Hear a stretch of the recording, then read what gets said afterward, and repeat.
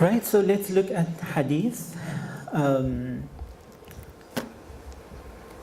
order to understand the Hadith and what it says about sexual orientation and gender identity, it doesn't say much. Somehow you have to read between the lines as well. But it would be useful to see, to look into the history of its compilation. How was it put together and when was it put together? The Prophet Muhammad's relation to his sayings and actions that was recorded, and the Hadith and how does that compare with the Quran. Women in Hadith, if we get a sense of how women are observed or spoken about in Hadith, we kind of get a sense of how queer people must have been treated at that time. And then sexual minorities, the Muhannathun, for example, within Hadith. So firstly, we see that the Khalifs, the four Khulafa al-Rashideen, the rightly guided Khalif, Abu Bakr, Umar, Uthman and Ali radiallahu anhum, they respected the Prophet's wish not to write down Hadith. And so therefore we see that at least for 150 years after the Prophet passed away, there was no written recordings of Hadith, right? And the followers of Abu Bakr, Umar, Uthman and Ali also respected that wish. And so we see that the Khalif Umar bin Abdul Aziz, only in the first half of the 2nd century, he ordered for the Hadith to be collected. Now he might have had a noble idea of collecting the authentic sayings of the Prophet and trying to get rid of all the fabrications and the lies that were told about the Prophet by that time. So we see that after that instruction, there are a few within the Sunni tradition like Bukhari, Muslim, Abu Dawud, At-Tirmidhi and Nasai, Ibn Majah, who went out and had their own collections of hadith. And there were many different ways of how these hadith were collected. Some of them traveled very far to different countries to go and collect these sayings. But we also see at the same time that the Shia branch of Islam has their own collections of hadith, right? Kitabul Kafi, Man La Yadruhu al-Faqih, and Tahdib al-Ahkam. And then if we look at the Ibadi branch of Islam, we see that they also have their own collections of hadith. And if you kind of compare these hadiths from the different sects of Islam, some of them are completely different from each other. Then also the problem with hadith is if we give Sandeep a message in this room and he says it in your ear and you give that message to him, by the time it comes to Aziz, the message will be very different, right? And here we're talking about 150 years of messages that have been relayed and then eventually recorded. It might have looked very different from what the Prophet actually said. Because people speak about these things through their own experiences, through their own lens of how they look at the world and so on. Gender also plays a role in there. And so hadiths consist of two parts. You get the chain of narrators, that's called the isnad, and then you get the matan, which is the actual text that the Prophet has said. And the earliest collections of hadith, as I said, it only started like 150 years to 200 years after the Prophet. And we also even see 400 years after the Prophet passed away, some more hadith being collected. I'll talk about it later. I've mentioned earlier that Bukhari, who was the main collector of hadith, he collected more than 600,000 reports, but he only kept 1% of it, which is 7,397. And he reckons that 99% of them is fabricated. And of the 6 important collections of hadith, Bukhari and Muslim are accepted as the most reliable. Therefore, they're called Sahih Muslim, Sahih Bukhari. And their collections are called Sahih, right? While there are no reference to homosexuality in these two Sahih collections of Bukhari and Muslim, There are other hadith that are reported in the canonical collection, so that's the other 4, that talks about the act of the people of Lut. Right? So in Bukhari and Muslim, there's no recording of homosexuality or even of the people of Lut, but in the other 4, which is not as authentic as the first 2, there's only the talk about the act of Lut. And when we turn to the Quran tomorrow, we're going to find out what is the act of Lut really. Was it homosexuality or was it something else? And then we also see in some of these non-canonical hadith collections, there is also mention of sihaq, which is lesbianism as a form of fornication. Right? But again, most of the major scholars have not classified those as authentic. So relevant hadith are conveniently brought together in a series of monographs attacking the sin of sodomy, the earliest of which we see was recorded by bin Khalaf Duri in 400 years after the Prophet passed away. So one kind of question, where does this hadith come from 400 years suddenly after the Prophet passed away? And what is interesting, if we look at these monographs, we see that they talk about the punishment of sodomy and that there were actual persecutions or executions of mukhannathun, but the names are never mentioned. Right? So there were reasons why the Prophet didn't want his hadith to be recorded. First was that he didn't want people to confuse his own words with the revelation of the Quran. And the second was that the Prophet, peace be upon him, had foresight, and so he was aware that after he leave, people will attribute certain sayings to him that is fabricated. Right? Because it's easy to say, I heard the Prophet said. And so we see within the recordings of Muslim and Ahmad and even in Bukhari, there are hadith that states that the Prophet did not want his hadith to be collected. For example, the Prophet stumbled upon a group of people, Abu Huraira was with them, and the Prophet said to them, what are you writing? And he said, we said, hadith that we hear from you, Messenger of God. And he said, a book other than the book of Allah? And then they said, should we then talk about you? The Prophet said, you can talk about me, but those who will lie about me will go to hell. And in Sahih Muslim and Ahmad, Ibn Sa'id al-Khudri has reported that the Prophet, peace be upon him, said, do not write anything from me except Quran. Anyone who writes anything other than the Quran shall have it erased. Now I have to say up front that I'm not against hadith. I do follow certain hadiths. If a hadith is qualifying the Quran, there are beautiful hadiths. For example, a hadith that says, لا يؤمن أحدكم حتى يحب لأخيه ما يحب لنفسه, that none of you truly believe until you wish for your brother what you wish for yourself. It qualifies what the Quran says. But if there's a hadith that says a woman will never, a nation will never succeed if a woman is its leader, it doesn't qualify the Quran, because we have the Queen of Sheba in the Quran who has led her community, right? We have Zulaykha, we have the wife of Fir'aun, Asiya, and so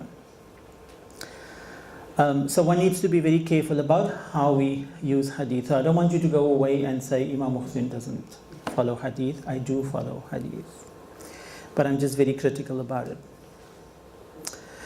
Can I ask a question? Yes. Do you think that there is a possibility the Prophet didn't really want anyone to write hadith in general? Because you're saying he knew what will happen after him? It's very clear, because for 150 years it wasn't recorded. So it wasn't for a period of time. He might be refusing the whole idea of writing the hadith. Is this possible? There was the scribe of the Prophet who actually wrote down the Quran for the Prophet, because the Prophet himself couldn't write. His name was Zayn bin Thabit. And 30 years after the Prophet passed away, Muawiyah came to him, and Muawiyah said that he heard a hadith of the Prophet and he wanted Zayd to write it down. And Zayd said the Prophet forbade us to write down his hadith. So it's not just in the time of the Prophet when the Quran was revealed that he didn't want people to write down his own words. It was even after he passed away. And therefore we see that the Sahaba, the companions of the Prophet, and the Tabi'een, those who followed them, have not written down any hadith for 150 years. And that's a very long time. Could you just quickly explain what a hadith is, in case of somebody doesn't know? Okay, thanks. So a hadith is a reported saying or of the actions or the sayings of the Prophet that is compiled in different books by different people.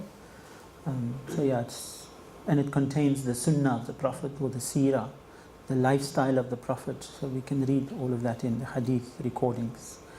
So hadith is considered as the secondary source of reference for Muslims after the Quran. How did the hadith scholars reconcile those hadith with their own compilations? What do you mean? The hadith saying, repeating, recording, narration. Mm-hmm. How did the Muhammad reconcile that with their own, recording and writing down? I don't understand how I don't understand the question. You heard a hadith that said, seems to imply that there shouldn't be recording of the hadith. Yeah. So how did okay. Muslims understand that hadith in a way that allowed them to still like do what seems to be the opposite? It's cognitive dissonance. You mean that there might have been conflict, that they know that the Prophet didn't want them to write it down, but yet now they go and write it down. Yeah. They were just following the order of the Khalif at the time. Okay. Yeah. So there was no attempt to reconcile. There was there's no record of an argument or a defense as to we've seen that we've been told not to write this down. Oh yes, of course, they must have been. I mean, if you look at the different if you look at the different scholars who have written fiqh, Islamic jurisprudence, and how often they have differed with one another, and even parted from one another, it's most probably the same thing would have happened when. I mean, if you look at homosexuality today, people are like, how can you do this thing? It's new, it wasn't found in the time of the Prophet, and now there's Imam Muhsin talking about homosexuality being halal. So obviously there must have been people who have disagreed when now something new is going to be done that the Prophet has forbidden. So I don't know much about it, but I can. If hadith was not written down, how would we know the biography of Prophet? The whole Quran, you just have to read it carefully. You will see the life of the Prophet in there, because every time when the Prophet was struggling with something, there was a conversation, a divine conversation. So we don't really have to. I think it's useful to have the hadith as well, but then again you start questioning, but here the Prophet says, la tusabbib, don't curse. But here it says he cursed the men who were wearing clothes of women. And you think but no, the Quran speaks so beautifully about the character of the Prophet, and then you have this hadith. So at what point do you say this hadith is sahih or is not sahih? So I think our primary source should be the Quran. And you'll see later when I do this story of Sodom and Gomorrah from the Quran, without even referring to any hadith or any other secondary sources, so much of richness comes out from just looking at the Quran, from a very scientific perspective. What makes Bukhari and Muslim special that only their collection is considered? I don't know. I don't know. Tradition, yeah, they were probably famous scholars at the time, and probably the masses was navigating around them. I don't know. I read a saying that was attributed to the Prophet, peace be upon him, that said something along the lines of if you read something from me and you wonder if it's come from me, if it brings you closer to Allah, it's come from me. It pushes you. That's it, absolutely. And that should be the key. If it brings you closer to Allah and it resonates with you, accept it. It's true. There's some hadiths that are actually really beautiful. Yeah, we'll look at some of them. But yeah, there's some that's yeah. man, what are you doing? Right. One more question, please. Yes, sure. I know about the Shia understanding and the Sunni understanding, but you also mentioned the Ibani. Mhm. Would you explain a little bit more? So there are a lot of Shias themselves and Sunnis who do not accept the Ibadis. I'm not too quite familiar with the Ibadi ideology, but I think there are fundamental things about the belief in Allah's existence that's very challenging for Shia and Sunni Muslims. I think it's got to do with the attributes of Allah. They think about Allah very differently. Yeah, so they're considered as sort of kafir. How about Kharij hadith? They too must have a hadith. They Yeah. have hadith, I think. But Yeah. because they were earlier than all other sects. Yeah, the Khawarij, there's still minority groups of Khawarij. Yeah, but they're in a minority at the moment because at some point in our history they were also very persecuted. Yeah. Like the Ahmadis are persecuted today. Okay, so we also see that hadith is politically motivated, so people would record hadith just to, for example, I told you the story about Muawiyah. Muawiyah heard this hadith and it was going to help him in his political career, so he wanted this hadith to be recorded. And we also see there was a case where, let me just see if it's this one. Yeah, there was a case at some point where the ruler of Syria was going to attack Hijaz, Makkah, and wanted to take Makkah over in that year. And then the ruler of Makkah at the time also promoted this hadith that the Prophet said, if you make Hajj in Jerusalem, the reward is 70 times better than making Hajj in Mecca. And he recorded that hadith simply just to keep people out of Mecca for that year. And that's just a few examples. There are many other examples of how hadith has been politically motivated. If we look at the farewell pilgrimage of the Prophet, more than 3,000 people have witnessed this farewell sermon. But yet we have different versions of the sermon today. I've noted 3 of them. The one that is used by Shia Muslims is the one that says, where the Prophet said, I left for you what if you hold on to, you will never be misguided, and that is the book of Allah and my family. And the Sunnis again make a lot about the Sunnah of the Prophet, and they prefer the one that says, follow the book of Allah and my Sunnah. And the one that is more consistent with what the Quran is saying is where the Prophet said, I left for you what if you hold up to, you will never be misguided, and that is the book of God. And he didn't add anything to that. We also see some disrespect or disregard for women in hadith, and when some women read this, it's very painful. If a monkey, a black dog and a woman passes in front of a praying person, that person's prayer is nullified, so he has to reread his prayer. Bad omen is in the woman, the horse and the home. So these are things that Arabs used to own, including women. Abu Bakr said that the Messenger of God said, any community whose leader is a woman will never succeed. And we've seen many successful communities run by women. Wasn't his one of his own wife a merchant? Khadija, yes, absolutely. So how did he say that? Yeah.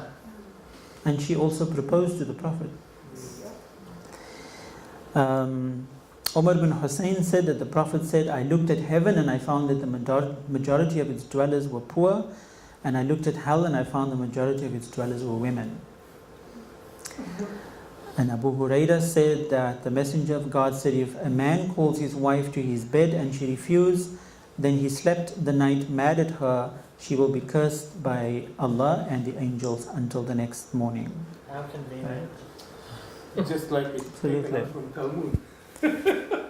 So the woman can't fake a headache, right? She has to just be ready when the husband needs her. If a man orders a woman to lift a mountain, she should be ready to lift it. A woman should not fast except with the permission of her husband. Any comments about that? Some of them come from Bukhari and Muslim, yes.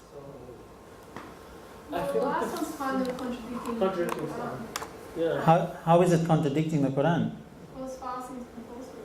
For all able. Yes, apparently this is the sunnah fasting, the voluntary fasting.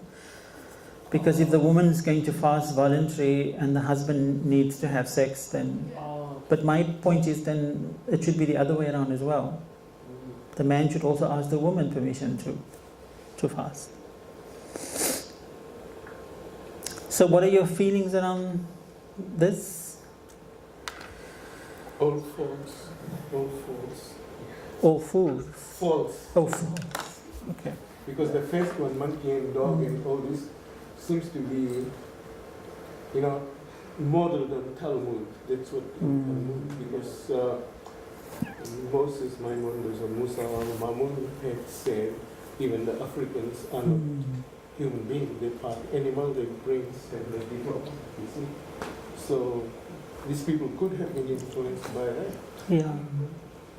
But it's really a reflection on how women, not just in Islam, but in that period of time, seen Yes. Seen, as yeah. a commodity, as a non-citizen. Yeah. They are really reflected in the picture. Even the whole question of menstruation, I mean, it feels like menstruation was something dirty coming from the Jewish tradition. Yes, always. And the Quran came to make away with that, and by saying that menstruation is a hurt and a pain for women at that time, and so they exempted from certain duties, religious duties. But it doesn't necessarily make them dirty, like the Jews used to believe. All right. I heard in the mosque about hell is filled with women, and one of the preacher there says because women like to gossip, so... Oh. Yeah, I heard that too. They haven't met gay men. I was going to say the same thing.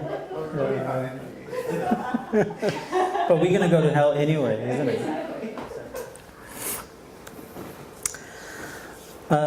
There's also hadith that claims that there's some missing verses in the Quran. This hadith is about the punishment for the adulterer and the fornicator. And according to Surah Nur, Surah 24 verse 2, the punishment is only flogging, and that's up to 100 lashes, and is also at the discretion of the judge. If the judge says that there were not enough witnesses for that, then the person can be let free. However, in justification for stoning to death, this was recorded in Kitab Muhajirat, which is another collection of hadith, that apparently Aisha said the verses of stoning to death were sent down and written down, but the paper was underneath my seat, and when the Prophet died and we were busy with his funeral, a goat entered and ate it up. So this contradicts the Quran, where the Quran says about the book, Inna nahnu nazzalna dhikra wa inna lahu lahafidhin, that we have without a doubt sent down this message and we will assuredly guard it. Right?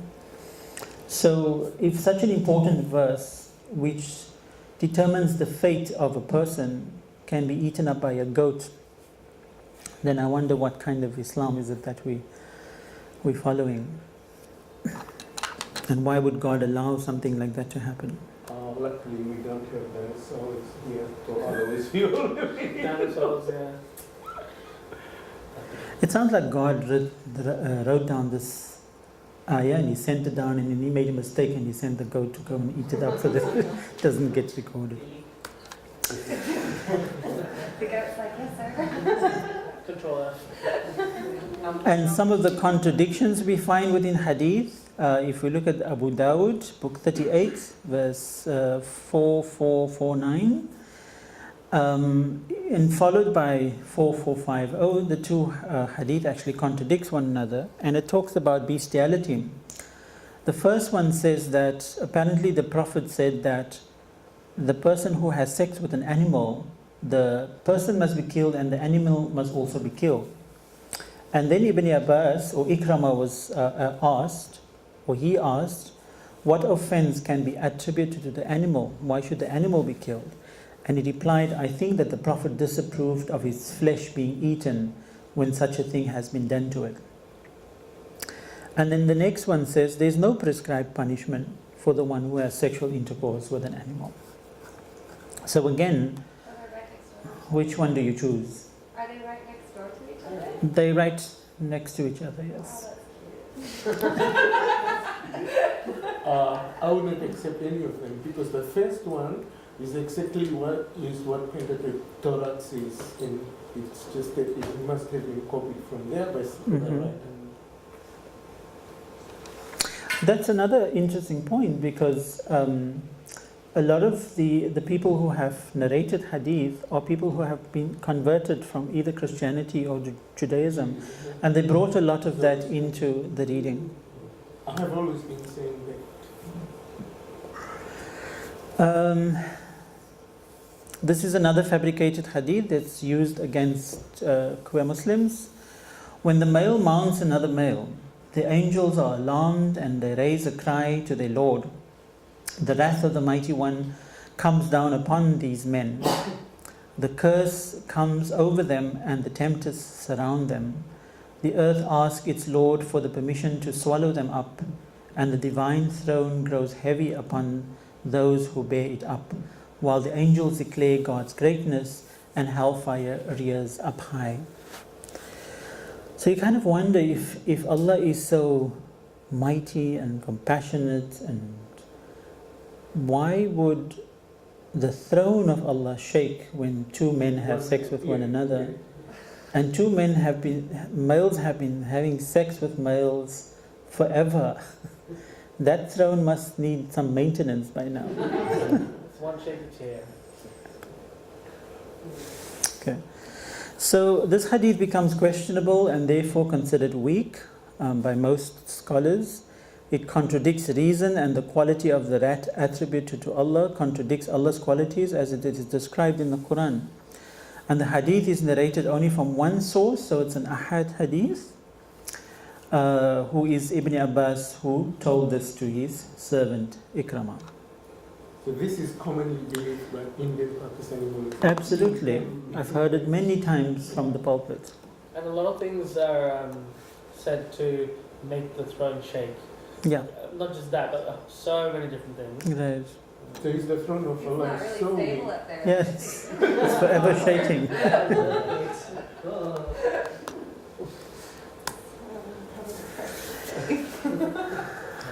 The Prophet asked how the people of Lot were destroyed, and Jibreel said because they did not clean themselves after they used the toilets, and they were also stingy. And the second one, what was the punishment for stinginess? And he said it is the punishment of Qawmul Lut. I'm not quite sure why I put this here, but what is stinginess? tomorrow when we look at Sodom and Gomorrah, there's a lot of greediness and haughtiness, and also the kind of idolatrous beliefs that they had were not very clean. But anyway, I think that's at the wrong place.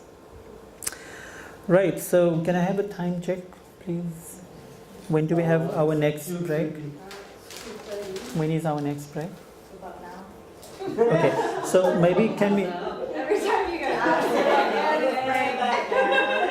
Maybe coming at 1 p.m. Yeah. So Right. So can we just have a 20 minutes discussion again around the hadith? And I just want people to give an appreciation for it. or being very critical about it. How can we use hadith still today? How is it still relevant for us to use? How can we use it? And also, how should we engage with hadith without disregarding its historical value? Maybe we can have the tea break while we're discussing, so that is. Okay, then we can do that, and maybe we can extend the tea break for half an hour. Yeah. Okay. But then people need to be focused on this. Do you want to bring your tea in here or no? Right. Just have the discussion then. So let's just make the circles and then we can go grab the tea.